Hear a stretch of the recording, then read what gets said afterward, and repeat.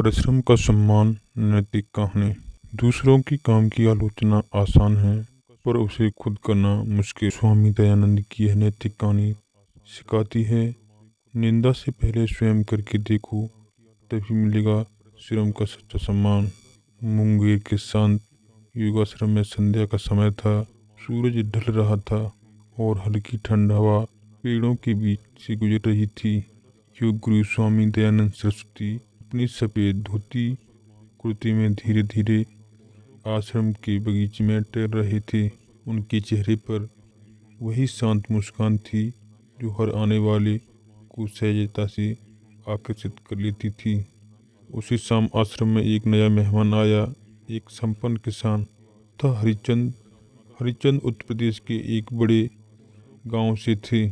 अच्छी खासी जमीन, कई ट्रैक्टर, नौकर चाकर और ढेर सारा धन। वे योग सीखने के उद्देश्य से आए थे, लेकिन उनका मन अभी भी बाहर की दुनिया में ही अटका हुआ था। आश्रम में पहला दिन था। शाम का भोजन मिला, सादी रोटी, दाल और सब्जी। जैसे ही उन्होंने रोटी तोड़ी, उनका मुंह बन गया। रोटियां ठंडी थीं, सख्त थीं और कुछ अधपकी सी लग रही थीं। अगले दिन संयोग से स्वामी जी से उनकी भेंट हो गई। स्वामी जी ने बड़े प्रेम से पूछा, बेटा कैसा रहा आपका पहला दिन? सब ठीक ठाक है ना?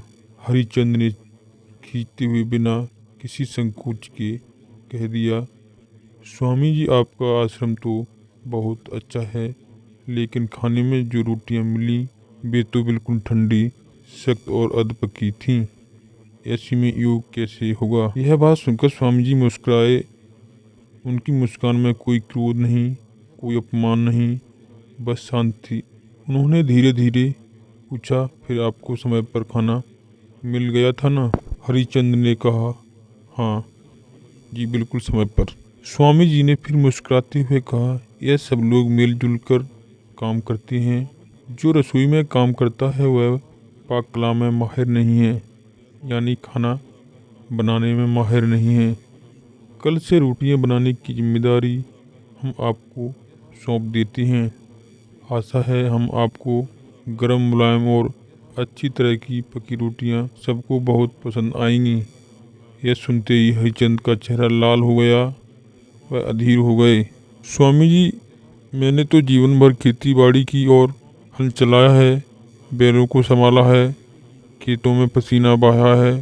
रोटियां पकाना मेरा काम नहीं है। स्वामी जी ने शांत स्वर में कहा, यह कोई काम छोटा बड़ा नहीं होता, सभी लोग मिलकर सभी काम करते हैं। अगर आप योग सीखना चाहते हैं तो पहले यह सीखना होगा कि श्रम का सम्मान क्या होता है। अगले दिन हरिचंद की रसोई में भेज दिया गया।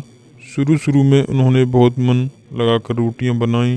गर्मा गर्म गोल मुलायम रोटियां, सबने तारीफ की। हर कोई खुश था, हरिचंद को भी अच्छा लगा।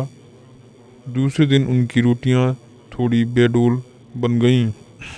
तीसरे दिन और थोड़ी खराब। फिर धीरे धीरे वे अधपकी, सख्त और ठंडी रोटियां बनाने लगे। एक दिन वे रसोई में काफ़ी देर से पहुंचे। भोजन में देरी हो गई। यह बात स्वामी जी तक पहुंच गई।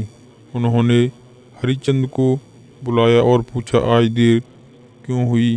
हरिचंद झपते हुए बोले, स्वामी जी, रोज रोज भी रोटियां बनाते बनाते मैं थक गया हूँ, इसलिए देर हो गई। स्वामी जी ने उस दिन सभी साधकों को संबोधित करते हुए कहा, दोस्तों, अगर हमारा लक्ष्य परम योग की प्राप्ति है तो हमें रोज़मर्रा की छोटी छोटी बातों पर भी पूरा ध्यान देना होगा। मात्र कर्तव्य निभाना ही काफ़ी नहीं, उसमें निरंतरता भी आवश्यक है। किसी भी कार्य को छोटा नहीं समझना चाहिए।